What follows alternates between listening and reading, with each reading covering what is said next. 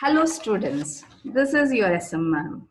In this video, I am going to explain the fifth chapter from your textbook, the fundamental unit of life. It's a very interesting topic. You all know that. When I say the fundamental unit of life, what comes to your mind? Yes, it is the cell. In our lab classes, we have observed the permanent slides of plant cells and animal cells.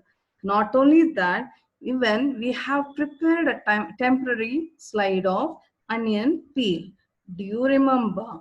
Yes. How does the onion peel looks like? So let us see here. Do you remember these structures? What are these structures? Yes, these are the cells present in the onion peel. These tiny structures look similar. You can see that each single structure looks similar. Together, these structures form one entire onion bulb. The same is the case with our body. Our body has millions of cells, trillions of cells in our body. So let us recall. What is a cell? I know you all know the definition of a cell. It is the basic, structural, and functional unit of all living organisms. It means if at all you have to consider something as living, what structure it should have? Yes, it should have a cell. The cell is not only gives structure for an organism, it also carries out several functions. So it is a common structure present in all living organism. That is, if at all you take from the bacteria to a whale. Okay, bacteria is so tiny, so minute, and whale is the largest mammal, largest animal, you can say, right? But these two organisms have one common structure, that is cell. See, for example, we have several organs, right? Whereas the amoeba does not have an organ, but it is a living organism. We are also living because we both possess one common structure, that is the cell. That's why it is defined as the basic, structural, and functional unit of all living organism. So the cell gives shape and structure and carries out several functions which helps an organism to survive. So let us see who discovered the cell. Who discovered the cell? Yes, you all know who discovered the cell. He is Robert Hooke. Robert Hooke in 1655 discovered the cell. Just go through the quote given by Robert Hooke. By the help of microscopes, there is nothing so small as to escape our inquiry. Hence, there is a new world discovered to the understanding. So let us see what made him to discover the cell. Can you see the bottles here? The bottles are covered with a wooden cork.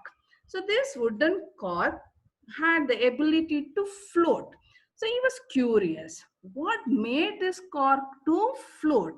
Actually, he assumed that the cork must be having pores, tiny holes. So he took a very thin slice of this cork and he placed in the microscope and he viewed through the eyepiece. Okay, it is a self-design. He himself had designed this microscope. And for his surprise, what he saw was the honeycomb-like structure. What did he call this honeycomb-like structure? Yes, in Latin, he called this cellula. What is cellula? Cellula means tiny rooms. In Latin, cellula means tiny rooms. The term cell is derived from this word, and even today we use the word cell. So here the cork, it is the outer layer of the tree or the bark, and this is how he discovered the cell. So based on the organism having the number of cells, so we can identify two types of organism. There are two types of organism based on number of cell, how many cell it has. So we have two types. One is unicellular organism and multicellular organism. So unicellular organism. What is unicellular organism? Here the name itself says uni means single. These are single-celled organisms. These organisms are made up of single cell, and that single cell does all the life processes. Isn't it amazing, right? So whether it is digestion or respiration or excretion or reproduction, all these processes are carried out by the single cell. Okay, so what are multicellular organisms? These organisms are made up of many number of cells. So it includes trees, man, bird, fishes, all the higher plants and animals. They're all multicellular organisms. So now you have understood, based on the number of cells, there are two types. Types of organism. One is unicellular organism, another one is multicellular organisms. And when we look at our own body, inside our body, we find different types of cells. So I just collected few pictures for you. So we have RBC cells, neuron, bone cell, and muscle cell. So we have three types of muscle cell. One is skeletal muscle, smooth muscle, and cardiac muscle. And this is fat cells, which is called adipocyte, and the WBC, the white color structure among the RBC is the WBC. So we have so many different types of cells, right? These different types of cells carries out so many functions within our body. Okay, so how organism can do, how the cells can perform different functions in our body. So we see division of labor. We see division of labor within the cell. A cell is just like a factory. Various functions keeps on going within the cell. For example, if at all we take our body, we have different organ systems. Say digestive system we have, or the stomach, right? The stomach will help in digesting the food. Heart helps in pumping the blood. So there is a division of labor. The work is distributed within various organs. In the same way, when you take a cell, within the cell, there is a division of labor. Whereas there are certain special structures are present inside the cell which carries on a specific function. What are they called? They are called organelles. What are they? They are organelles. Each cell has got a certain specific components within it, and these are called the cell organelles. Each kind of cell organelles perform special functions such as making new materials, clearing up waste, and so on. These organelles together constitute the basic unit called the cell. It is interesting that all cells are found to have same organelles. You take muscle cell or you take RBC. RBC, there is one exception, we'll learn about it. Or you talk about WBC or your cardiac muscle, any cell or neuron. You take any cell, all the cells are found to have same organelles, no matter what their function is or what organism they are found in. So the cells have all the organelles, okay, whether it is neuron or the nerve cells or the RBC, one exception I told you, okay, or the WBC or the liver cell, all the cells are made up of same type of cell organelles. What is a cell made up of? So let us see what is a cell made up of, right? The cell is made up of three main components. Which are those three main components? Yes, plasma membrane or the cell membrane, nucleus and the cytoplasm. These three components we can observe through a compound microscope. The plasma membrane, nucleus and cytoplasm. If at all we go back to the onion peel, we can make it as the cell membrane and the dark color structure, which is nucleus, and the transparent structure is the cytoplasm. So each cell is made up of these three structures. So let us come to what is cell membrane and what is the function of this plasma membrane or the cell membrane.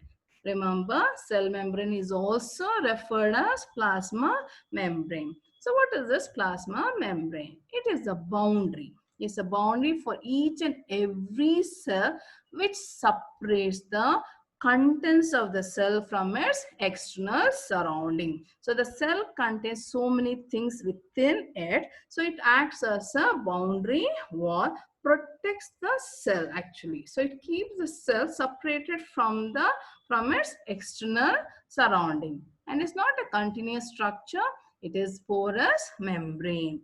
And it is made up of proteins, fats, or lipids. Okay, so it is made up of two substances, that is proteins and the lipids. So what is the function of this plasma membrane? It controls the movement of materials in and out of the cell. So we have learned that the plasma membrane is also called semi-permeable membrane or selectively permeable membrane. Why? As I told you, substances keep getting inside the cell and coming out of the cell. I said it's not a continuous structure, it is porous because substances should enter.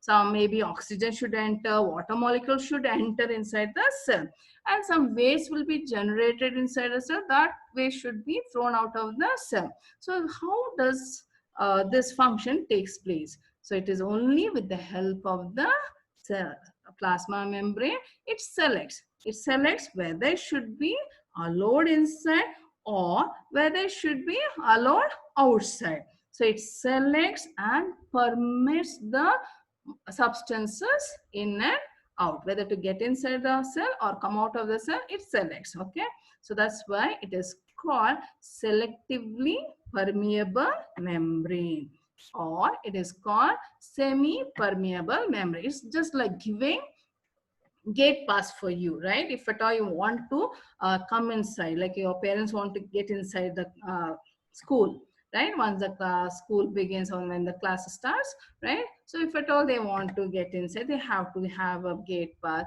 Or if at all you want to come out of the uh, school, that is you want to go home when you're sick, right? So you'll be given one gate pass, right? Without the gate pass, you are not allowed to go outside. So the same thing the plasma membrane also does. It selects and permeates. I hope you have understood the function and the structure of plasma membrane and cell membrane. Let us move on to the next one. How does the movement of substances take place? So I told you the substances like maybe oxygen should get inside the cell, carbon dioxide should come out of the cell, food should enter inside the cell. So how does it take place in the cell? You know those two processes, right? Diffusion and osmosis, right? I know you're all very clever children. You all remember these two processes, right? Diffusion and osmosis. These two are the two processes that helps in the movement of substances. So let us go through the definition of diffusion. So what is diffusion? It is the movement of substances from a region of high concentration to low concentration region. For example, the movement of oxygen and carbon dioxide across the cell membrane takes place with the help of diffusion. So what is osmosis? It is a movement of water molecules from a region of higher concentration through a semi-permeable membrane to a region of lower concentration. Can you make out the difference between diffusion and osmosis? Diffusion, movement of substances, maybe the oxygen and carbon dioxide, they move from a region, like when the oxygen is more outside the cell, so it diffuses inside the cell. when the carbon dioxide is more inside the cell, it just diffuses out, because outside the concentration of carbon dioxide will be less. So it is a movement of substances from a region of high concentration to the region of low concentration. Osmosis also same process, but here it is through a semi-permeable membrane. So here it involves the movement of water molecules. So these are the two processes by which substances move in and out of the cell. So let us see, because we have done several experiments, or you would have observed in our daily life. Sometime when you are put dry grapes, that is raisins, in the water, what happens after some time? It will swell up. Whenever we are soaking dal or rice, right? After some time, it will swell up. How does it swell? So what happens when we put a cell into a sugar or salt solution? I know everybody would have observed that when we prepare kosambi, remember kosambi? So when we cut the cucumber and you just sprinkle some salt. After some time, you can see the water coming out of it. From where did the water come? So let us see how it takes place. So what happens when you put a cell into a sugar or salt solution? If the medium surrounding the cell has a higher water concentration than the cell, meaning that the outside solution is very dilute, the cell gain water by osmosis. Such solution is known as hypotonic solution. Can you connect this? That is, just now I gave you the dry grapes, onadrakshi, right, or raisins. If when you put it in water, after some time you can see it swells, right? How does it swell? So the water inside the cell is less, okay, than its surrounding. So what will happen? The water will gain its entry inside the cell. Okay, if the medium surrounding the cell has a higher water concentration than the cell, right? That meaning that the outside solution is very dilute, the cell gain water by osmosis. What do you call such solution? You call it hypotonic solution. If the medium has exactly the same water concentration as the cell, there will be no net movement of water across the cell membrane. So there you have the same water content inside the cell is also same, outside is also same, right? So what happened? There's no movement of water. The net movement, whatever water enters or come out, will be same. Such a solution is known as isotonic solution. If the medium, the third one, if the medium has a lower concentration of water than the cell, right?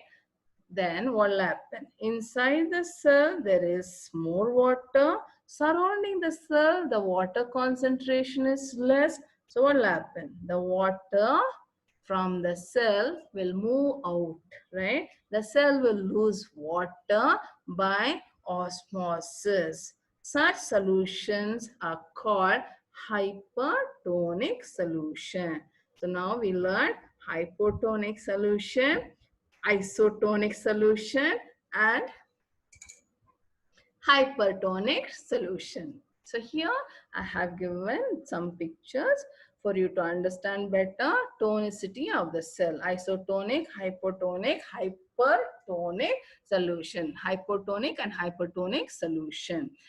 So here, so when here you are given animal cell and plant cell.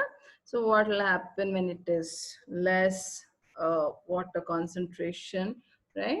So the cell will shrink. See, this is what is given here. Plasmolysis. Plasmolysis, when the a cell will lose water because inside the cell there is more of water, but its surrounding there is less of water. So the cell will shrink. And what is hypotonic? So when the cell has less water than its surrounding medium, it will swell. That is called cytolysis.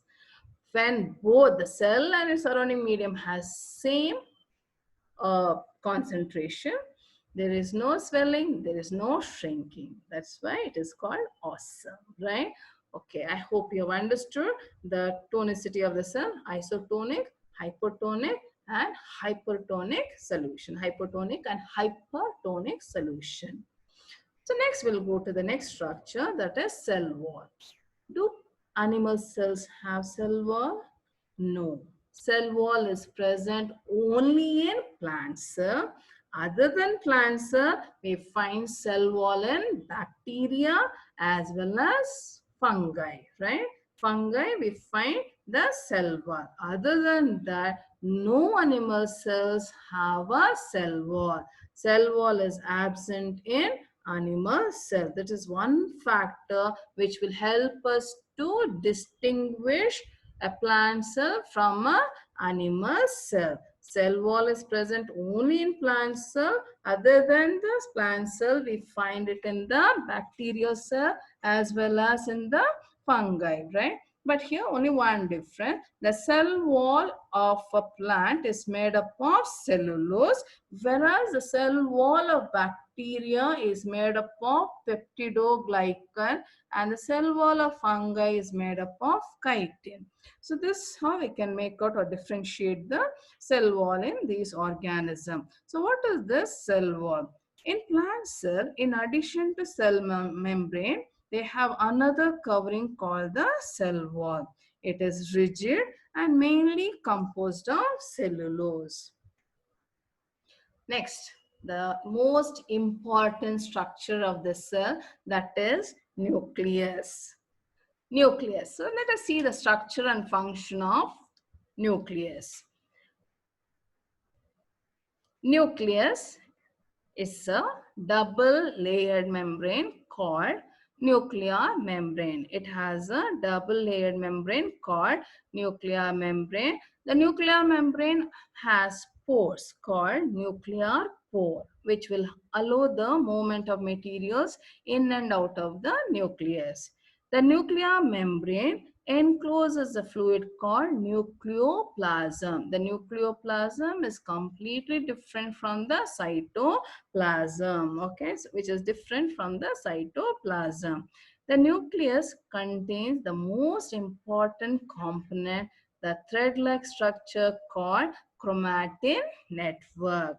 Okay, so let us see what is this chromatin network.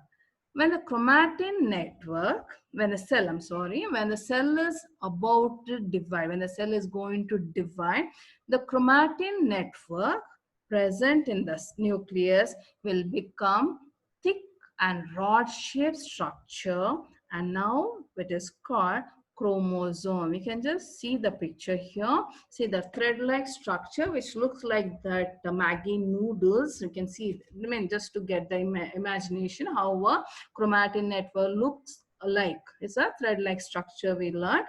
So when the cell is going to divide, this chromatin network get condensed. It will become thick and short structure and is called chromosome. So chromosome, the chromatin network, which will become rod-shaped structure when the cell is about to divide. Why the chromosome is so very important? Chromosome contains information for inheritance of features from parents to next generation in the form of DNA. Can you expand DNA? DNA is deoxyribonucleic acid. So whatever features we have got it from our parent, it's mainly because of the DNA. So chromosome contains information for inheritance of features from parents to next generation in the form of DNA. What does the DNA contains? The DNA contains information necessary for constructing and organizing cell. Within the cell, there are so many functions going on. For all this thing, they need information. All these informations are present in the DNA. Okay, they have special segment. These functional segments of DNA are called genes. What are they called? Genes, right? So the nucleus controls and coordinates all the activities of the cell. If the nucleus is not there, the cell is dead. So that's why nucleus plays an important role. It controls and coordinates all the activities of the cell. So it also plays a crucial role in cellular reproduction, by which a single cell divides and forms two new cells. Why do you think the cell has to divide? Yes, whenever you get wound, right? After some days, a new cell is formed. A new skin is formed when you're wounded and your skin gets toned, right? After few days, you can see the formation of a new cell. How it formed? New skin is formed. How it formed? It is because of the cellular reproduction. So for this also nucleus plays an important role. So let us see, based on the types of cell, based on the types of cell, based on the type of nucleus, there are two types of cell. I'm sorry. Based on the type of nucleus, we have two types of cells, that is prokaryotic cell and eukaryotic cell. You all know what is prokaryote and what is eukaryote, right? Prokaryotic cells. These are cells which do not have a definite nucleus. That means the nucleus is not covered by a nuclear membrane. It does not have a true nucleus. The nuclear region is not surrounded by a nuclear membrane, and the cell is very, very minute in size. And we don't see any of the organelles, right? We discussed about the organelles, right? All the cells will have organelles, we learned, right? Few, that is prokaryotic cells, do not have organelles except for ribosome. Only ribosomes are present in prokaryotic cell, and they have a single chromosome. So what is pro? Before karyon means nucleus, right? So they are the cells which do not have a definite nucleus. So it includes all the different kinds of bacteria. So I have given the picture of prokaryotic cell, and both plants and animal cell come under eukaryotic cell. So when you know what is prokaryote, I know you'll be knowing what is eukaryotic cell. These are the cells which have a definite nucleus. Definite nucleus means what? The nucleus is surrounded with the nuclear membrane. Okay, the one is the nucleus which is not surrounded with the nuclear membrane. It is just left like that only in the cytoplasm, no definite region. Whereas in case of eukaryotic cell, the nucleus have a definite nuclear membrane. It has a nuclear membrane. This nuclear membrane separates the nucleoplasm. Whatever the contents present in the nucleus is kept separated from the cytoplasm. They are large in size. Eukaryotic cells are large in size. Nucleus is surrounded by a nuclear membrane, and many chromosomes are present, and all the organelles are also present. So it includes amoeba, animals, plants, and humans. All are eukaryotic organism. U means true. U means true. U means EU. EU is true. Karyon is nucleus. They have the true nucleus. So this is the two types of cells based on the what? Based on the type of nucleus. So let us see, before we go to the question, so let us see what and all we learned today. So we learned what is the fundamental unit of life, what is the definition for cell, types of organisms based on the number of cells, right? And who discovered the cell, and which are the three major components of the cell. Like whenever you look through a compound microscope, we find three main regions, that is plasma membrane and cytoplasm and the nucleus, right? So this is what we have learned so far. And I know now you can answer these questions. You can write these questions in the homework book. Please go through it. And thank you, children. Have a nice day. Be safe and be healthy.